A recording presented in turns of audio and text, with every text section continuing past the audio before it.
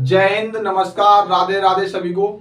तो आज के इस लेक्चर में हम सीखने वाले हैं यूज ऑफ कैन, कि हम कैन का यूज हम कहां कहां और कैसे करते हैं। चलिए समय को न नष्ट करते हुए हम अपने वीडियो की शुरुआत करते हैं।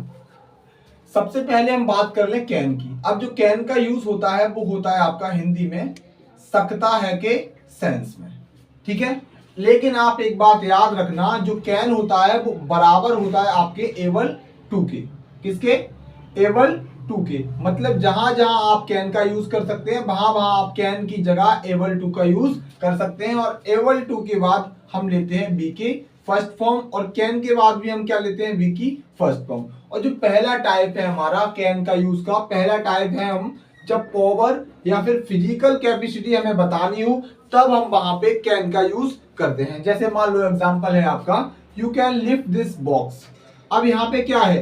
ये आपकी एक फिजिकल कैपेसिटी है। हम आपसे कह रहे हैं कि आप इस बॉक्स को उठा सकते हैं। अगर मान लो वो 10 केजी का बॉक्स है, अगर आपकी फिजिकल कैपेसिटी को हम देखते हुए आपसे कह रहे हैं you can lift this box, तो इसका मतलब क्या हुआ? आप इस कैन के स्थान पे एबल टू का यूज कर सकते हैं। तो आप इसको बोल सकते हैं अंग्रेजी में you are able to lift this box. दोनों ही सेंटेंस कैसे हैं?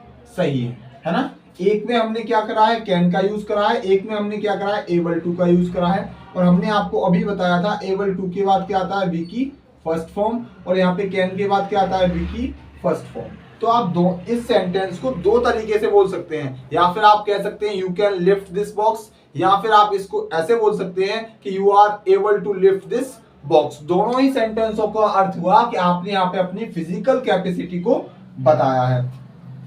दूसरा सेंस होता है हमारा कैन का यूज करने का परमिशन देने के लिए, है ना।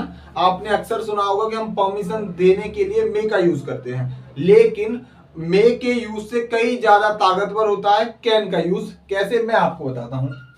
अगर मान लो मैंने आपसे बोला कि you can park your car here, कि आप अपनी गाड़ी यहां पे पार्क कर सकते हैं, लेकिन इसको आप अगर मे के यूज से बोलते तो आप इसको बोलते कि you may park your car here.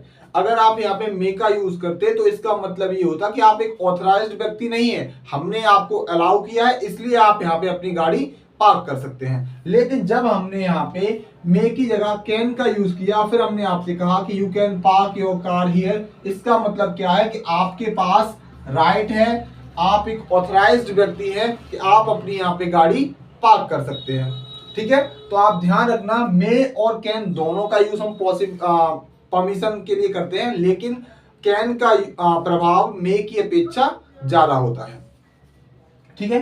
तीसरा यूज होता है पॉसिबिलिटी के सेंस में। किसके लिए?